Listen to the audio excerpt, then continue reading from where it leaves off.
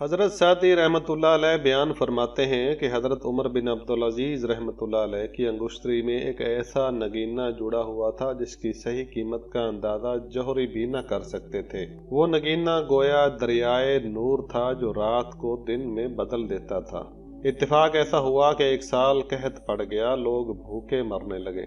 حضرت کو ان کی حالت کا اندازہ ہوا تو انہوں نے لوگوں کی امداد کے لیے اپنی انگشتری کا وہ قیمتی نگینہ بھی فروخت کر دیا اور جو قیمت ملی اس سے اناج خرید کر لوگوں میں تقسیم کروا دیا۔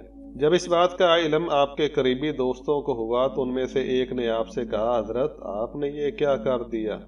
ایسا بیش بہا نگینہ بیچ دیا۔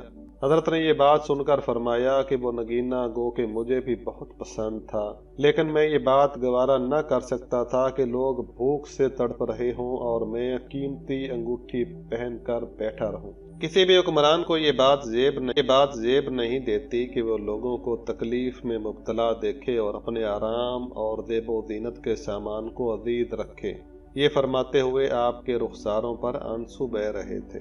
حضرت سعدی رحمۃ اللہ علیہ نے اس حکایت میں حکمرانوں کو ان کے اس فرض کی جانب توجہ دلانے کی کوشش کی ہے کہ انہیں اپنی بجائے عوام کے آرام اور آسائش کا خیال زیادہ رکھنا چاہیے۔ یہ ایک ایسا اصول ہے جو تخت حکومت سے لے کر ایک خاندان تک کا احاطہ کرتا ہے۔